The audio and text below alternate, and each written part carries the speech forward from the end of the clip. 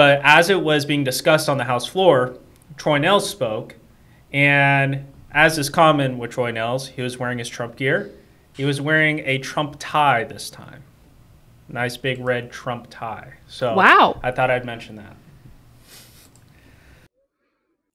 Yes, that seems to be certainly something that Congressman Nehls is very comfortable with doing, and always provides some interesting fodder for conversation. Interesting to watch different congressional members and how they approach the presidential cycle, the Trump of it all, and certainly Nehls is one that is very supportive of the former president. Well, howdy, folks. It's Mackenzie DeLulo here with Brad Johnson and Cameron Abrams on another episode of the Weekly Roundup podcast. Gentlemen, how's Austin today? It's good. It's been hot. Cameron said the homeless crackheads are out in rare form today. Or recently. Over the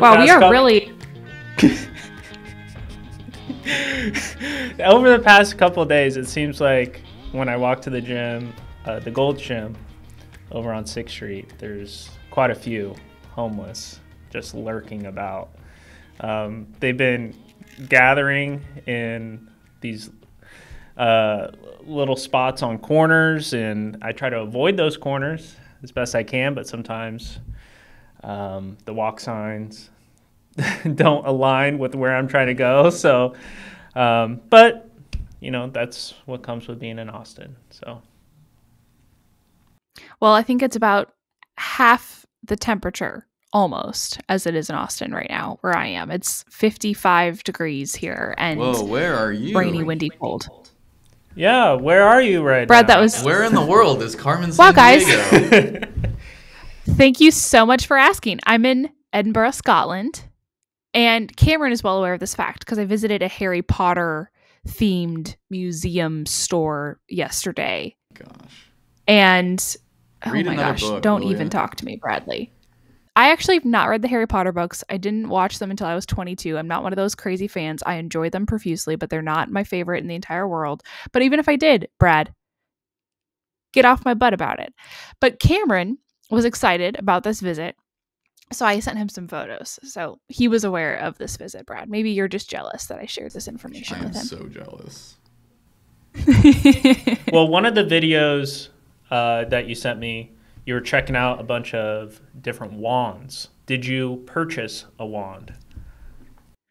I did not. They're beautiful though, and it's interesting watching. I think they're pretty accurate to the movies. I'd have to look closer or do my research, but it was interesting because they had one for Harry Potter, they had James Potter, they had Dumbledore, all the different wands from the movies for the different characters. They had a wand for them there, and they have to be the exact replicas, right? I mean, why else would they do that? Brad, why don't you let people have their things? Because I'm a curmudgeon. There you go. That's the correct answer. But Cameron, you seem to be a Harry Potter fan. I don't know why I would have had that inclination to send those to you yesterday. I have no issue with someone being into Harry Potter, but like, well, buying wands and stuff. If you're I'm not an adult, come on. Like, I read the books and I watched the movies, but I'm not like obsessed with it or anything like that. It was just a cultural phenomenon at the time, and so totally I went along with it. You know. Cameron, did you go to any of the premieres and dress up? I didn't, no. Oh, okay. I didn't either, but I would have probably for like Lord of the Rings had I been in that age. I was a big Lord of the Rings fan too. I didn't read the books, I just watched the movies. I know. Okay, see, you got to read the books, I know, Cam. I know. And you call me a nerd. I had a chainmail bracelet. That I wore all through grade school because I loved my Dragon book series. Dweeb. So Brad, Dweeb. Totally. You're lucky you didn't go to public school, otherwise you'd been bullied. You know, I probably would have taken joy in it, Bradley. I want to ask Brad though, what's your most nerdy hobby or thing that you like that would be associated with being a nerd? How does he choose? I don't know. I wouldn't say anything. Anything? Mackenzie has something on her mind, I think. Well, I'm trying to think of what is, because Brad is. Nothing to I don't that think level. that any necessarily of his. Okay, nothing to that level, but I would disagree with that, because to what level is somebody obsessive? I don't even think necessarily your interests are. No, they are. Your interests can be definitely nerdy. The things you read on a weekend, the things you choose to do with your time, how interested you are in sports, all those things can be If we're talking just sports, as then leveled yeah. up Sports as nerd? somebody who really likes Harry Potter. The time, But But Brad, you are the amount of admittedly a time nerd. my friends and I have spent just sitting on the couch naming random football players from 20 years ago, if that counts, then that's it. Okay. That's it right there. And I guess my point is that everyone has their thing. And if yours is Harry Potter and you're listening to this podcast, great, good for you. You should go to this museum I saw in Edinburgh. If you are into sports like Brad, great. Name players from 20 years ago. You don't see me wearing a Detroit Lions helmet to the office. You do, don't you wear a polo that has a little Detroit Tigers logo on it, though? Yeah, but that's the logo. I'm not suiting up like she is with her chainmail bracelet. That's true. By the way, we should conclude this and get to the actual news. Brad, if you want to poo-poo on 12-year-old Mackenzie wearing her chainmail bracelet as she was reading Jane Austen and having the time of her life, then you are welcome to do that. Oh, I would love to do that. Okay, great. Well, It's one of my favorite on that note, pastimes. yeah. Now it's moved to ridiculing me as a child. That seems appropriate. Let's move on to the news. There's no smooth transition there, but we're just going to do it. Rip the Band-Aid off. Brad, the biggest news story of the week. Texas was hit with its first hurricane of the year. How bad was it, and what's the fallout? So Hurricane Beryl had been tracked for a couple weeks, and it was moving up through Central America and then across the Gulf, and a lot of talk about when it would hit Texas and where it would hit Texas. Originally, projections thought it would hit near Brownsville. That did not happen. It veered off east a bit over the Gulf and eventually made landfall between Corpus and Galveston. And it was a tropical storm. Just before reaching landfall in Texas, it became a hurricane again. It had actually, recharged over the Gulf, and that's what made it upgrade into a hurricane. Anything above 75 mile per hour winds, I believe, counts as a hurricane. And I heard that it was a good thing that it made landfall when it did, because if it spent any more time over the open water, it would have grown possibly into a Category 2 or higher. But that said, it still hasn't been a good situation. There are, as of now, 1.3 million people still out of power across the state. That's down significantly from 2.7, I think has been the top number, and that was on Monday. The hurricane hit Texas early Monday morning and hit the coast and moved into Houston, up the east side of the state, and then out. And now it's well out of Texas, but we're still feeling the effects. 7 people died so far, at least that's the last count I heard. A couple carbon monoxide poisonings, people running generators in in or near their house or open windows. One drowning, very sad, a Houston police, I don't know if it was an officer or an employee of the police department, died when his car got stuck in flood waters on the way to work. It's been bad, and the Center Point is getting the utility there is getting a lot of grief, and it sounds like the accusations have been made that they weren't adequately prepared. They didn't stage agents and resources sufficiently enough in advance of the hurricane hitting. And Center Point is the vast majority of these outages are in Center Point's service area. So there's gonna be a lot of fallout, I assume, legislatively over that. But right now they're just trying to pick up the pieces and get power back on. Center Point did bring in over 11,000 contractors from other parts of the state or out of state to help restore power. They had been assessing damages for the first 24 to 48 hours, and then they sent the linemen out to go fix things after that. That is underway right now, and power is being restored. But we're still well away from getting everybody's power back on. And obviously, it's really hot, and it may not be quite as bad a situation to be in as the 2021 storm in terms of temperature, dealing with that without power, but it's still not good, right? And everyone wants their power back on. So, maybe by the time this podcast goes out, they'll have made even more progress. I think they will, but just a question of how quickly, and is it sufficient enough? Did they have the necessary protocols in place to fix this problem in a quick enough time? Has there been any Mackenzie, has there been any response from Centerpoint on why the adequate provisions weren't in place for a storm like this? Because we've seen something to a degree like Katrina happen, so there's precedent to be set to prepare for a storm. So has there been a response? Well, and also it's Houston. Houston gets hit with hurricanes fairly frequently. It's a question of how severe they are, right? They have not, at least to state officials' liking, sufficiently explained why they were caught off guard or how off guard they were caught. One thing I heard is that it sounds like a lot of the damage to power lines is from falling trees, obviously, but trees have been more vulnerable because of the freezing and the drought that's occurred, and so that may be an explanation for why it's a Category 1 hurricane. It's not even close to what happened in 2017, 2018 with Harvey. That was a Category 4, I believe, but still causing a massive amount of damage, and they're still picking up the pieces on it. Interesting.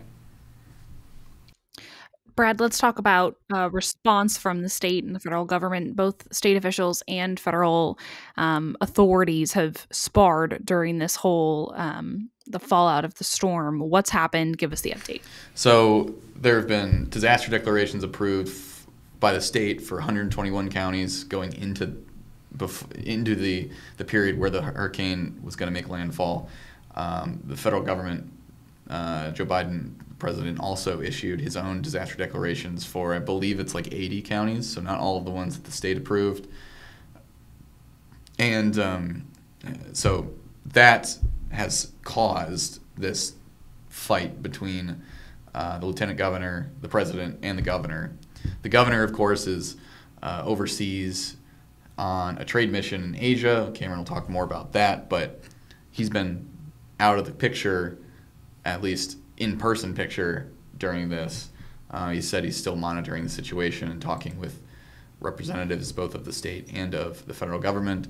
In his stead, Lieutenant Governor Dan Patrick has been acting governor and has been the one handling the messaging and all the press conferences on this issue, alongside the Texas Department of Emergency Management. They said that TDEM had its resources staged well beforehand and was ready for this. The question is, did Centerpoint follow that lead? We'll see how the fallout goes. But in terms of these officials sparring, there's a question over how quickly Texas got its federal disaster declaration. And President Biden put out a statement. He talked to the Houston Chronicle that ran a story saying that that he couldn't get a hold of either Abbott or Patrick. Both Abbott and Patrick hit back at that, saying, you can get a hold of us pretty easily. Your FEMA officials are here with us. If you wanted to get a hold of us, it was not that hard. Patrick also has, since he's here on the ground, he's also hit back even more, saying that, I talked to him alongside TDEM Chief Dim Kidd, and who's right, who's wrong, they're not nobody's gonna give any ground on this. Didn't Patrick post receipts He at did. one point with like a call phone log? call? Yeah. So, overall, the disaster declaration has been made, and how much. One thing Patrick said was we had to assess the damage before we request of the disaster, declaration from the federal government. How much does this actually matter in terms of timing? A lot of this stuff, it deals with picking up the pieces afterwards in terms of paying for reimbursing costs. There are some forward-looking aspects of it in terms of deploying resources, but FEMA was already here working with the state. So I think it's a lot of bluster over nothing, but of course, it's politics, and feelings are bruised based on accusations made, and who knows if the president was just being flippant about that statement or if he really meant it. But it has definitely kind of stained the discussion over this response. It's just odd that the president of the United States says he can't get on the phone with someone. Yeah. You're the president of the United States, and you should be able to get on the phone with anyone if you really wanted to. Well, Patrick's contention is your federal employees are here with me on the ground constantly. You telling me you couldn't get a hold of me? It's fair contention, I think. But yeah, so it's a mess. But importantly, improvement is being made. Not soon enough, though, it sounds like. But people's power is getting back on. Mm-hmm. The flooding has subsided. That was a big problem. That was a big warning that state officials made. Now it's just a matter of fixing what's been broken. There you go. And Cameron, let's then pivot to why the governor is out of the country. He's taken a trip over to overseas, like Brad mentioned, to visit 3 Asian countries. Tell us about his trip. Yeah, so this was a pre-planned trip. He has headed to Taiwan, South Korea, and Japan. And Abbott actually announced that Taipei will be the location of the State of Texas Taiwan office. And this 3-nation tour was for an economic development mission. And it was actually highlighted by the signing of an economic development statement of interest between Texas and Taiwan.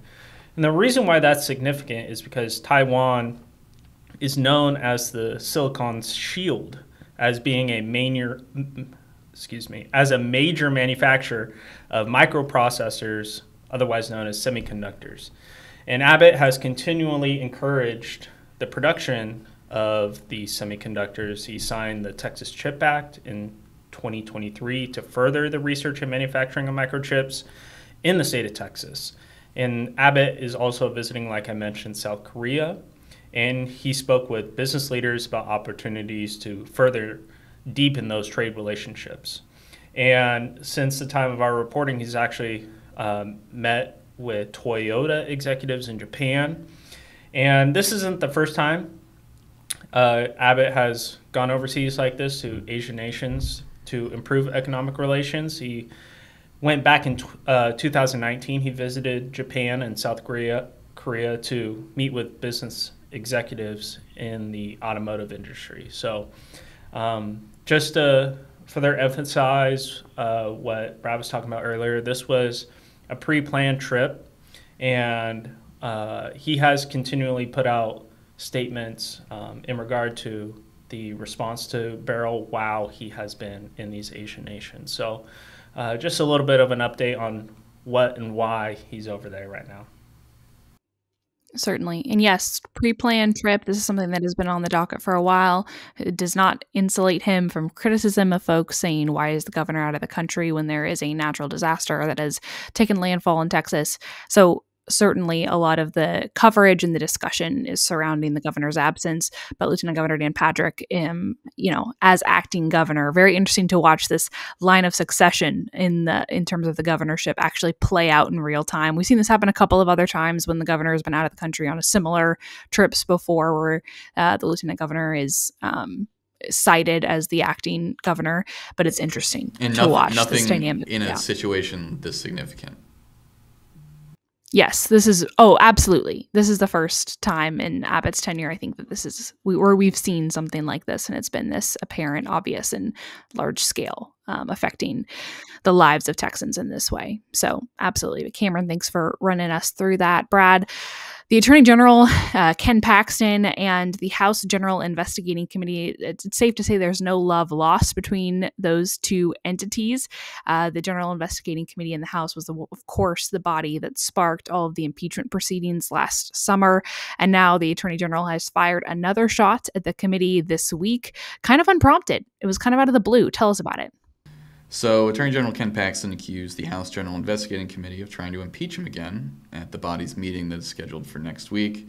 Should be stated right up top, there is no indication that the meeting is related to Paxton or the Office of the Attorney General or the impeachment that had happened. But it did catch a lot of us off guard when, I think it was on July 1st, the committee just unprompted published a committee notice stating it was going to meet on July 17th, and that's coming up next week. What that's about, nobody knows totally for sure. There are a few guesses, but it does seem that it is not about Paxton. However, Paxton, in case it is about him, got out in front of it and said in a statement, he said on Newsmax, and then he later released it via email, quote, "Next week's House General Investigating Committee is yet another desperate attempt by the Republican establishment to impeach me. Their bitter obsession with taking me down knows no bounds, and they will stop at nothing to remove me from office." So clearly a preemptive move there, and from a political perspective, either this was about Paxton, he got out in front of it and he can say, guess what, I knew, and call you on it. Or it's not about Paxton and he can say, well, they just pivoted after we called them on it. So politically, even though there's not really any justification for the claim that it's Paxton, politically it probably plays well, I think. One member on the House General Investigating Committee told me that there's no basis to the claim that it relates to Paxton, and then multiple sources in the building have told me that it is not. So still don't know exactly what it is, and when they meet, they'll just go into executive session, and they'll talk about whatever they're going to talk about behind the scenes, and we won't really be able to get confirmation, at least at the moment, what it is. But they are taking up another matter, or a matter that has already been filed. We had obviously the Paxton impeachment. We had the Slayton expulsion. There was another complaint filed before the Slayton expulsion. Maybe it's about that, about an unrelated state rep, but it could be a number of things because of how tight-lipped that committee operates, and they investigate very sensitive topics. So, 2 questions for you. Yeah. Was last year, with what you mentioned, the Paxton impeachment and the Slayton expulsion, is that an unusual amount of activity that occurred in the investigations committee, or is this typical? Oh yeah, that was unusual. Oh, very much so. And compared to other state legislatures, is the Texas legislature, are they more active in their investigative committees, or is this sort of typical of how state legislatures act in terms of looking into issues related to members? I have no idea about other states. You can look at, though, Congress, and they have their own investigative committee. They're also fairly open about what it is they're looking into. Take Congressman Troy Nell's. It was announced that there was a probe into him. I don't know where that's gone. I don't know. I haven't been paying attention to that. But that is a difference that I've noticed. The transparency aspect. Yeah, well, yeah, the explicit transparency, Okay. like stating what you're talking about. Mm-hmm. And sometimes, a lot of these deal with complaints against members or from staff against members or inter-office complaints, all this stuff. Mm-hmm. It can be very sensitive matters. And, that often requires, secrecy to protect the identity of people. Mm-hmm. I was just going to add that, to your point, Brad, this committee can investigate things, as small, quote unquote, as a dispute between a staffer and a member, which can be very sensitive and a big deal internally, but maybe not something that's as public facing of an issue. Or it can handle the impeachment of a statewide official. So that's the range of which this committee can operate within. I think also when Matt Krause was head of general investigating, didn't he do the investigation into books in schools, like sexually explicit books in schools? Wasn't that GI? Oh, I think that you're was right. GI. So that's another. That one was out in the open. That wasn't held close to the chest. They talked about it. They didn't go into everything during their meetings, and I think they still did went into executive session, but that's a different kind of inquiry as well. Yeah. Absolutely. Well, thank you, Brad, for detailing that for us, and certainly something to keep an eye on. The House General Investigating Committee. Cameron, we're coming to you. A Texas lawmaker recently made some comments about IVF, a big issue. I think a lot of the pro-life conversations, the abortion conversations, have now pivoted to be about IVF and future legislation to address abortion. Tell us about this issue. Yeah, so Senator Brian Hughes, in an interview on Inside Texas Politics, was asked if he thinks the Texas legislature would consider banning in vitro fertilization, or IVF. And he said, "I don't." And he went on to mention how in previous years when pro-life legislation was passed, it, quote, carved out provisions for IVF. And he also went on to explain that, quote, "there are always going to be developments on how it's done ethically. Those are always going to come up. A ban on in vitro fertilization will not be going anywhere." And this was interesting comments from Hughes, because we saw back in February, Governor Greg Abbott said there would be no doubt that IVF would be addressed in Texas, as his comments came after the Alabama Supreme Court decision that ruled frozen embryos used during IVF are human lives under Alabama state law. And when it comes to the clarification that was mentioned by Hughes on when it's medically necessary for an abortion to take place, Hughes mentioned that they previously passed House Bill 3058, which states that when a physician exercises, quote, reasonable medical judgment in a case of ectopic pregnancy or other health risk to the mother, then actions such as an abortion can be taken by that physician. Hughes went on to explain that we may need to clarify that language just to make sure. He said, quote, "We don't want to give doctors or hospitals any excuse not to help those moms in those situations." And we've seen the issue of the medically necessary point of these abortion laws come up in the amendments that were recently adopted by the Texas Medical Board. That's been something we've covered extensively. If people want to check out what those amendments are, the clarifying aspects of those amendments, check it out on the Texan.news. There you go. Cameron, killing it. Thank you. Bradley, coming to you. A state representative is now suing his former opponent. What are the details? State Rep Frederick Frasier, Republican from McKinney, filed a defamation suit against his 2022 primary challenger, Paul Chabot, in June. It centers on comments made about the representative's legal woes. From the lawsuit, quote, "Defendant Paul Chabot has perpetuated a systematic and public campaign of defamation against Frederick Frasier, a distinguished retired Dallas police officer and a current member of the Texas legislature representing Collin County, Texas." The complaint continues. Defendants' sweeping and relentless defamatory crusade against Mr. Frazier encompasses a series of false and injurious statements distributed across various platforms, including social media, public forums, the website www.firefrazier.com, and video content.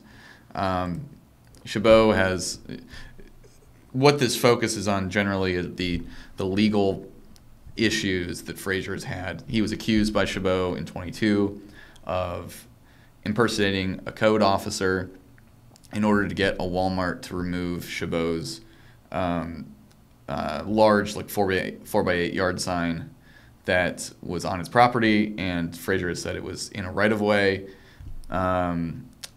obscuring vision on the road. There was a DPS or a Texas Rangers investigation. Came out with a report. Ultimately, Frazier was indicted and charged with a few things. Criminal mischief was one, a misdemeanor. Another one was impersonating a public official. That was a third-degree felony. That went on for a couple of years before we got resolution. In December, Frazier entered a plea deal, which dropped the felony charges to misdemeanors and then gave him deferred adjudication in exchange for 1 year of that, in exchange for basically the charges being dropped at some point. Then the judge earlier this year did grant him early release from the adjudication and dismiss the charges. So that's gone. It's not a thing anymore, at least legally. The discussion is still happening though about those accusations, and it was very much a theme in the primary. Even though Chabot was not running against Frazier this time, instead it was Carissa Richardson who defeated Frazier in the runoff. Chabot was very active in putting it out there and running the firefrazier.com website. Chabot's attorney, Tony McDonald, told the Texan, quote, "It's a ridiculous lawsuit. Frazier should be ashamed of filing it." And Frazier feels like he has to file this because these comments have been made about him and that has damaged his reputation.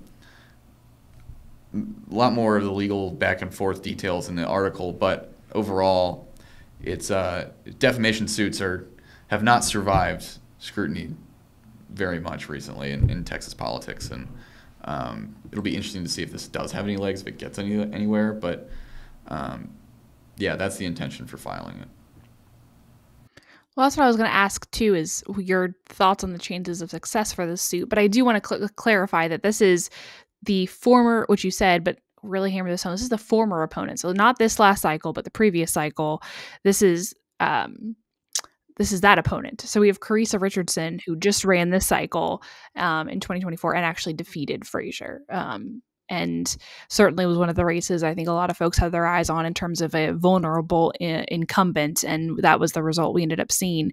But this is old beef that has certainly not gone away and has remained. So that's okay. So talk about the chances of this suit going forward. Well, we've seen recent defamation suits filed. We saw Kelsey Warren, an energy CEO, sue Beto O'Rourke for comments the then Democratic candidate for governor made on the campaign trail, basically accusing him of bribery and a few other pretty serious accusations. Then we saw a defamation suit filed against pro-life activist Mark Lee Dixon by a number of pro-choice groups because he likened abortion to murder. They said they were accusing him of a crime, them of a crime. And then in a similar vein to that, you had State Representative Jeff Leach sued for defamation by a Texan activist, Morgan McComb, for likening Texit to treason. And all of those got dismissed. The latter two are pretty similar in their themes. The other one is as well. Based on the words stated by O'Rourke on the campaign trail, actually making bribery accusations rather than just you're committing treason because you like Texit, or abortion is murder, that kind of thing. That was different, and so I thought if anything had a chance to get any traction, it would have been that one, the O'Rourke Warren one, and it didn't. It got dismissed. That's probably going to happen here. Maybe it gets a favorable ruling in the district court and goes up to appeals court and gets slapped down, or maybe like the first two cases I mentioned, the Warren and then the Mark Lee Dixon one, those made it up to the Supreme Court. But overall, it's very hard to prove defamation because of the malice requirements, and also statements made in the political sphere have broad protection. So, you know, politicians don't like that because people say a lot of things about them that they can't really push back on, at least legally, through this method. But that's kind of how it's been. And I have a hard time believing it's going to go a different way, but we shall see. Absolutely. Another defamation horse to watch. Bradley, thank you. Cameron, we are coming back to you here. A very notable figure and one that has made headlines even more than usual considering his position, will be visiting Austin next week. Tell us about it. Yeah, it's the second mention we're having on the podcast of President Joe Biden. And this time around it's because he announced he'll be traveling to Austin to visit the LBJ Presidential Library. And in the official White House announcement of the trip details, the visit will serve as a chance for the president to speak about the 60-year anniversary of the Civil Rights Act.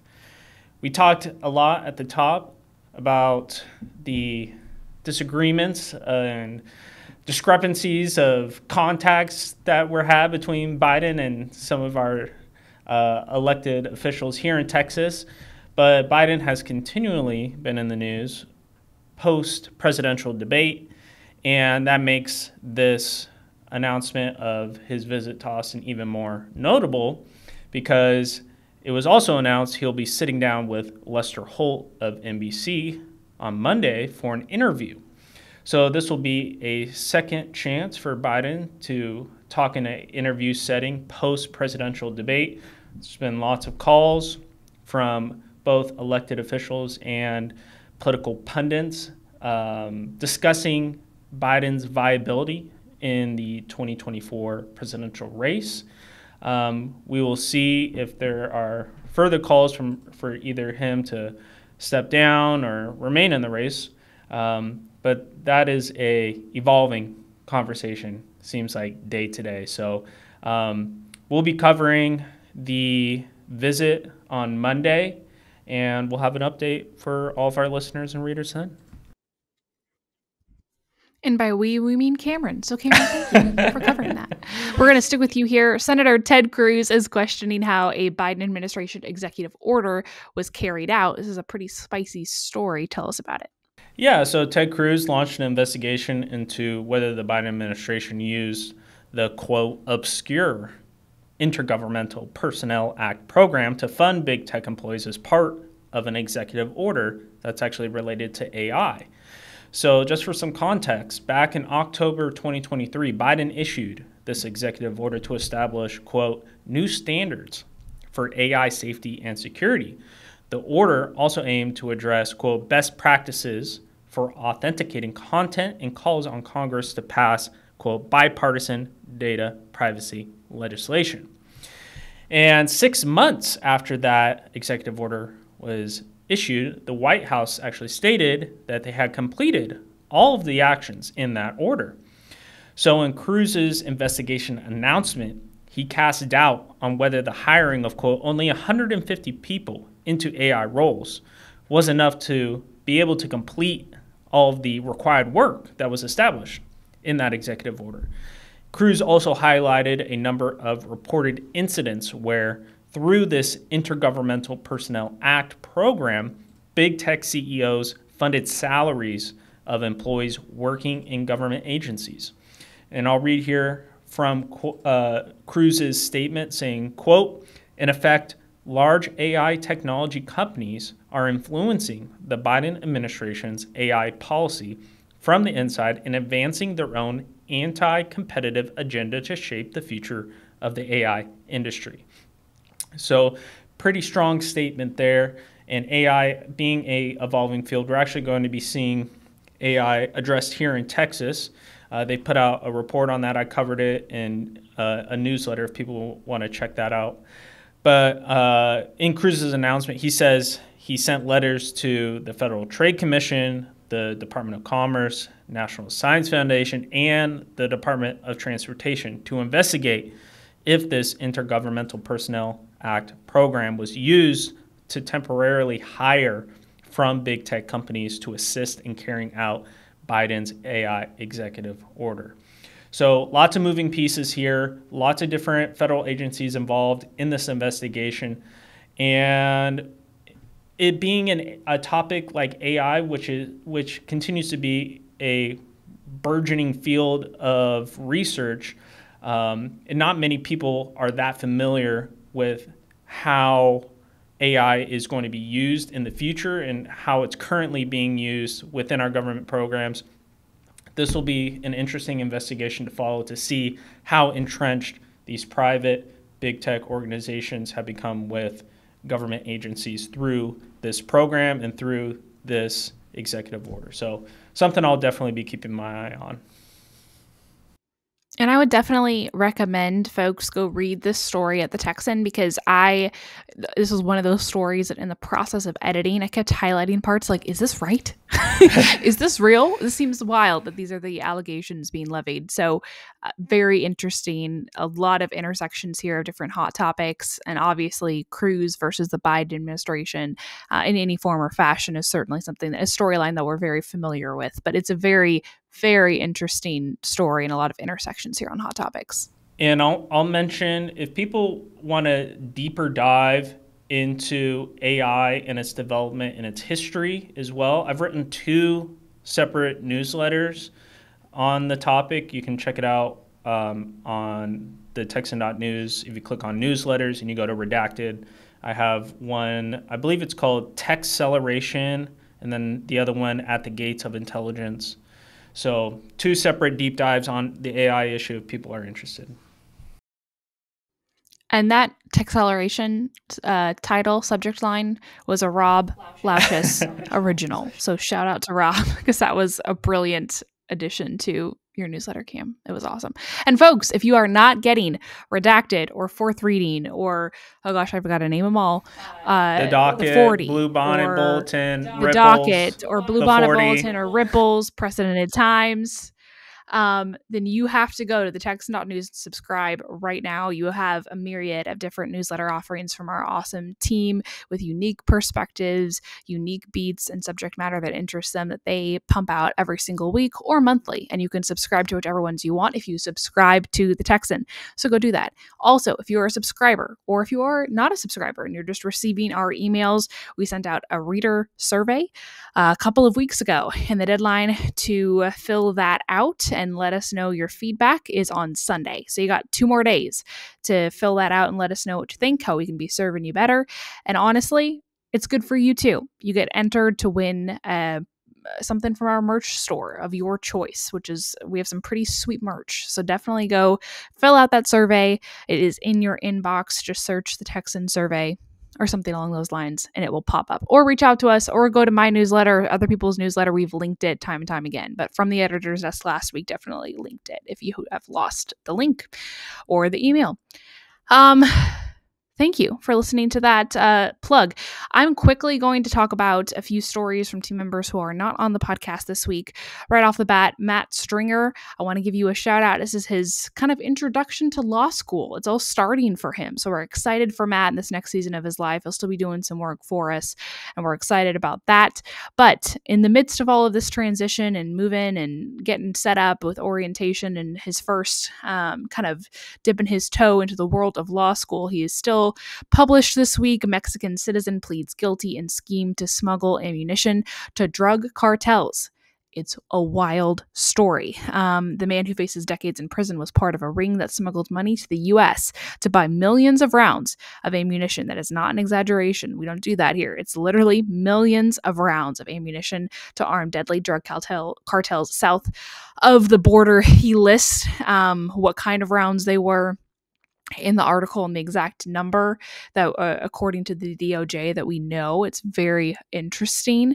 This suspect faces up to 20 years in prison and up to a $500,000 fine. Notably, in March, multiple men were arrested in South Texas in connection to a smuggling scheme to supply the cartels with high-powered rifles. Last November, DPS seized multiple firearms, thousands of rounds of ammunition, and body armor, all destined to supply cartels in a raid near El Paso. This is certainly not something new, definitely something to keep an eye on. We see these press releases come out alarmingly frequently. I'll say that. So definitely keep an eye out for Matt's reporting, and it's important to be aware of what is going on down at the border. A couple more stories here, 3 to be exact. Kim Roberts reported on Carroll ISD this week. There was a hearing to delay the implementation of new Title IX rules. It was held earlier this week in the U.S. District Court for the Northern District of Texas. Basically, the hearing arose out of a lawsuit brought by Carroll ISD against the Department of Education, the U.S. Department of Education, for the implementation of new rules under Title IX that seek to protect the gender identity of a student from discrimination. So this is a suit we've been following for a long time, some developments and a very interesting kind of legal back and forth between the attorneys representing both sides here. So definitely worth a read at the Texan.news. Holly Hansen had a very interesting story this week as well. A Texas congressman, and very notably left the Freedom Caucus, the U.S. Freedom Caucus. Representative Troy Nehls, congressman from the Houston area, announced that he would resign from the Freedom Caucus Monday night after members voted to expel Representative Warren Davidson, a Republican from Ohio. Brad, your countryman. Amid controversy over endorsements in a hotly contested Virginia primary race. This was a statement from Nehls. I respect the House Freedom Caucus and have been aligned with their conservative positions. I want to grow the organization and encourage more members to join with tonight's vote. It was clear that that is not their objective. So some fighting words there from Nehls, and definitely worth going and reading the rest of Holly's story. She goes into all the details, the Trump factor of it all. I'd encourage y'all to go read that. Additionally, a story that has certainly gained some traction. Fort Worth ISD receives a grant to purchase electric school buses as part of a $5 billion federal program. This is from Seth Moorhead. Basically, the EPA and Fort Worth ISD announced at a press conference that the district was awarded $6 million to purchase 15 electric buses. Notably, and what's very interesting about this is that this program is supposedly aimed at helping student achievement via electric buses. So pretty interesting criteria there, and certainly worth going and reading about where this money is being funneled and how these buses are, the addition of these buses to the Fort Worth ISD fleet are aimed to help student achievement. So very interesting. Yes, Cameron, what you got? Just to mention something that we published today, day of recording, that the SAVE Act did pass the U.S. House. And the reason why I wanted to bring it up, the SAVE Act, for people who don't know, it's essentially to ensure that illegal immigrants are not voting in federal elections. And so it's amending the National Voter Registration Act. But as it was being discussed on the House floor, Troy Nehls spoke. And as is common with Troy Nehls, he was wearing his Trump gear. He was wearing a Trump tie this time. Nice big red Trump tie. So wow. I thought I'd mention that.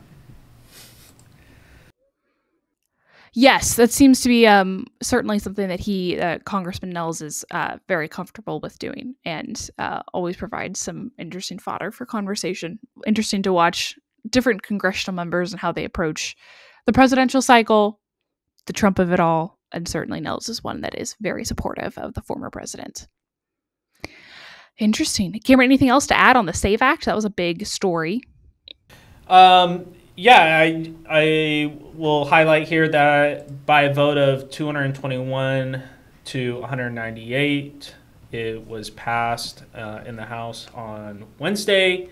And notably, I will mention two names. Two Texas Democrats actually broke with their party to vote to pass the bill, Reps Henry Cuellar and Vicente Gonzalez. And one last thing I'll mention is Cuellar, who did vote to pass this bill, also voted in favor of blocking a law that grants illegal aliens in the District of Columbia the ability to vote in local elections, because Congress actually has oversight of the D.C. government.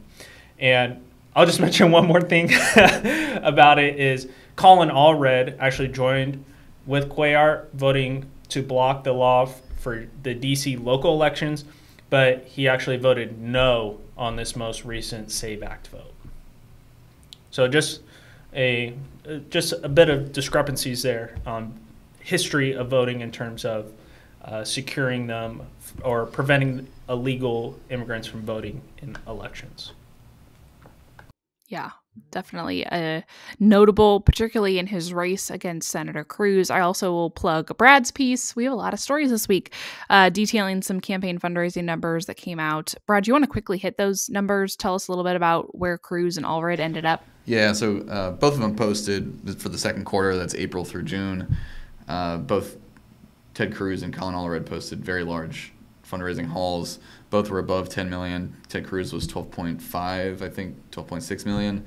Allred was 10.5 million, and just a lot of money. Both are really getting in the groove fundraising wise. Cruz's was the single largest quarterly haul that he's ever had, and it is in one quarter $5.6 million more than he raised the whole first half of his 2018 race. So that's notable. Allred, Cruz has $22 million cash on hand. Allred has about $10 million cash on hand. His quarterly haul there was slightly higher than what Beto O'Rourke pulled in the second quarter of 2018 when Beto started really racking up large fundraising numbers. So the whole race, Allred has outpaced O'Rourke on the fundraising level. He's been very effective at that. Question is, does it turn into a tight race like O'Rourke turned it into? And we saw, I think O'Rourke raised something like $80 million throughout his race against Cruz. For Allred, he's about halfway there so far. I think he's raised 38 or so million total. But yeah, that's about it. There you go. And we have more campaign numbers, fundraising numbers that we'll be watching over the coming weeks. So keep an eye out on Twitter. Keep an eye out at the Texan. We'll keep it all coming.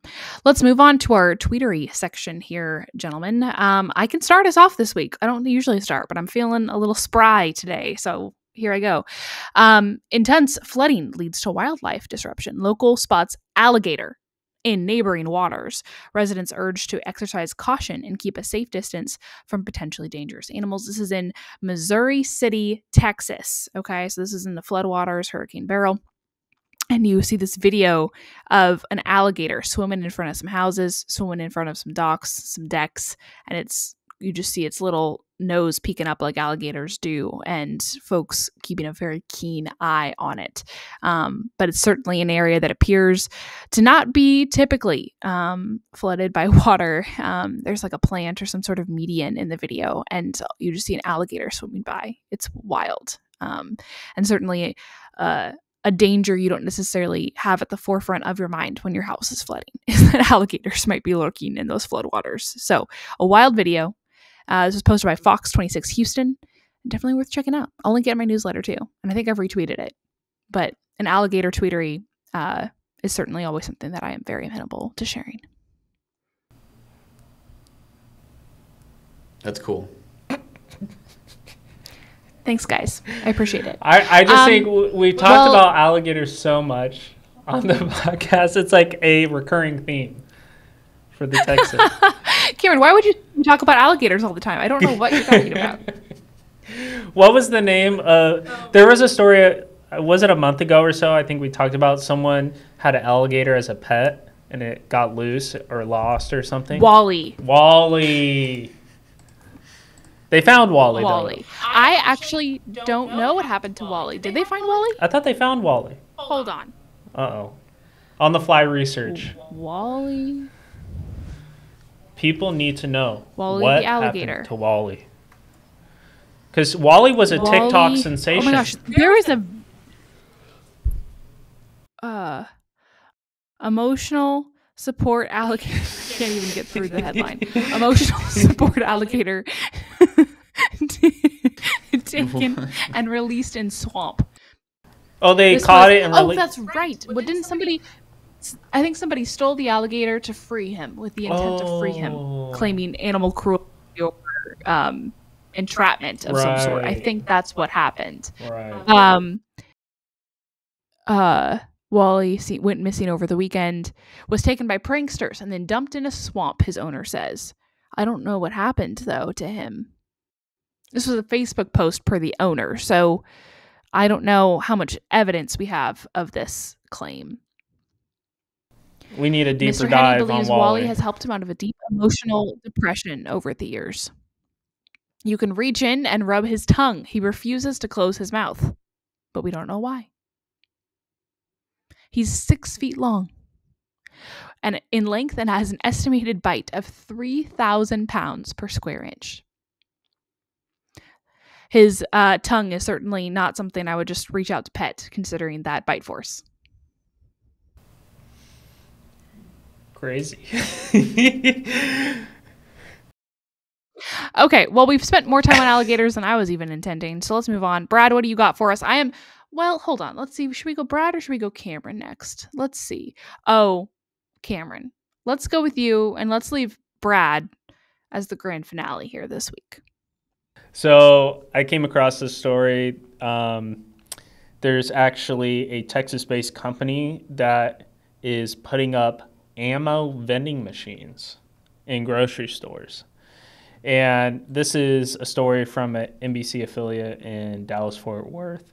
And it says, ammunition is the latest product being offered at the push of a button. A company has installed computerized vending machines to sell ammunitions in grocery stores. Patrons can pick up bullets along with a gallon of milk. So I wanted to ask you guys, have you ever come across any weird, strange vending machines? Or I'll give you an example, give you a time to think. There was a natural foods co-op type grocery store that had a vending machine, but for nut milks, where you could bring your own bottle, put it in the little slot, and choose, you want almond milk, cashew milk, walnut milk, and you could just pick it up right there. Freshly squeezed nut milk. Wow. I don't know that you, I think you blend them and you make them into a pulp and then you strain it. Because I actually, which this would kill Brad if he drank it, but I make my own almond milk and that's how you do it. That would kill me. Yeah. We know this firsthand. It did not result in an untimely death, but it did result in an unfortunate afternoon at the office. I'll leave it at that. Yes. Fun stuff. Well, Cameron, I don't know. I'm trying to think of a specifically unique vending machine. I've seen a Lego one. Ooh, that's fun. Yeah. That's cool. I love every movie theater or amusement park always has the Dippin' Dots vending machine. You know, that's supposed to be the ice cream of the future, but it sort of remained in the early 2000s. There hasn't been many inventions on the ice cream. Dippin' Dots, yay or nay? As a novelty item, it gets 2 thumbs up, but I'm not heading to the grocery store to pick up a quart of Dippin' Dots. Well, no, Cameron, you're also not going to the grocery store to pick up a regular quart of ice cream either. I'm a regular person too, okay? If I want ice cream, I'm going to go get ice cream. But I will admit, if I have ice cream, I will get, what's the brand that is like the light ice cream? Halo Top? Halo Top. That's the one. I love Halo Top. Yeah. Oh, it's so good. Yeah, that's pretty much, we're boring, but that's pretty much exclusively what we get, and it is delicious. I think Dippin' Dots are much like the Beatles and entirely overrated. Wow. Hot take. Yeah. I agree with the Dippin' Dots part of that sentence. Okay. You know the song, She Likes the Beatles and I Like the Stones? Yes. A banger. A banger, as it were. I don't know it, so. We'll show it to you after, Cam. Okay. Okay, Bradley, I'm excited about this. I know you're excited about this. This was awesome to wake up to this morning. I wake up and I do the first thing I always do is look at Twitter because I am addicted. And I have to get my fix. And I was welcomed by a very interesting reply to my pinned tweet, which is a very boring tweet about a list of Texas general election matchups. And it is from Brad Johnson, quote, Big Bad Brad. And I'm like, what the heck? And he posts a picture of the quarterback, Brad Johnson, who won a Super Bowl. And the accompanying the picture is the text, Big B, with 3 exclamation points. Someone put me on your Twitter profile, ... In quotes, you demand, Brad. I'm like, what the heck is this? Well, in my Twitter bio, I say, unfortunately not the Super Bowl winning quarterback. Somebody must have seen that and sent it to him. And this is the actual Brad Johnson, former NFL quarterback. And he jumped in my mentions. It was very strange, but awesome. Yeah, very cool. Because I have such a... Brad, what was your reaction?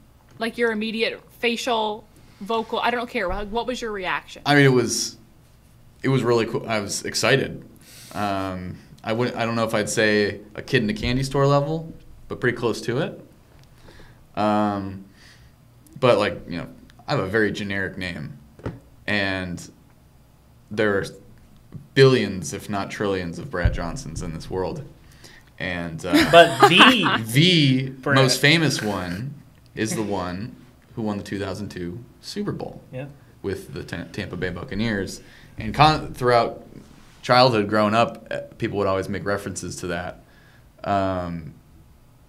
to him, and sharing a name with him. So it was really cool that this guy just jumped in my mentions. And well, he seems to have reinvented himself in retirement.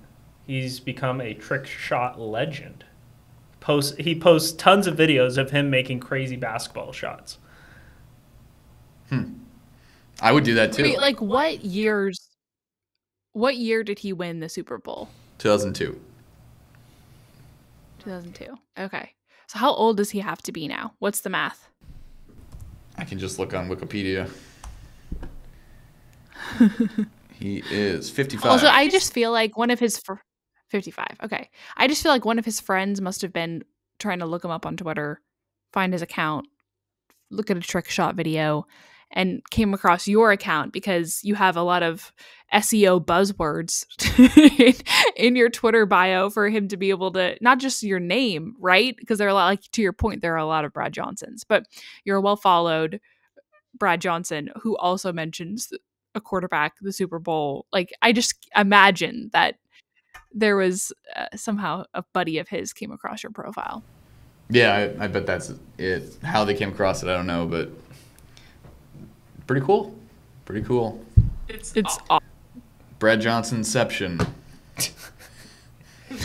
Lord. I asked him to be on our podcast, kind of tongue-in-cheek, and he said, I'd love to, but I don't like to talk politics. I try to stay out of that. And I'm like, you know what? Mad respect. I love that he replied, too. Yeah, he's in my DM. Yep. He slid. Real? Oh, wait, you guys are DMing now? Yeah, he slid into my DMs. He slid into your DMs? Well, I replied to his reply, and then he responded in DM. That is so wild. Okay, wait, now I need to go find... Okay, first of all, I need to like it. Incredible. Absolutely incredible. You still didn't tell us what your reaction was. You need to like reenact it for me because I wasn't there. I can't say it on the podcast. Oh. Yeah. Okay. Yeah. But he's not the first NFL player to reach out to me. Oh, I remember. In the last couple of years. Yeah. That's right. I forget the guy's name, but he's a lineman till recently in Mejia. He's from Mejia. And I did that story on the Limestone County Appraisal District. And the value is going haywire. And he lives there and owns property there. Former Cardinals lineman. Yeah. He just emailed me one day. I was like, what the heck? So weird. So random. But yeah, pretty cool. That is so cool. Well, that didn't even happen to me, and it's a highlight of my week. So Killer tweetery Bradley. Gentlemen, anything to add before we let our listeners get back to their regularly scheduled programming? Nothing from me. No. You guys are really original and fun to listen to. That was a serious compliment. Follow me on X at Cameron S. Abrams. Bump up. I need some more followers. And if Cameron, we need also to find you some sort of like sports hero that shares your name. Good luck with that. I know. I'd say, just go watch the Brad Johnson's highlights from 2002. Great. The man was on a tear. Yep. A heater like no other. Solid. Well, folks, on that note, thanks for listening to the Weekly Roundup, and we will catch you next week. Thank you to everyone for listening. If you enjoy our show, rate and review us on Apple Podcasts, Spotify, or wherever you listen to podcasts. And if you want more of our stories, subscribe to The Texan at thetexan.news. Follow us on social media for the latest in Texas politics, and send any questions for our team to our mailbag by DMing us on Twitter or shooting us an email to editor@thetexan.news. Tune in next week for another episode of our Weekly Roundup. God bless you, and God bless Texas.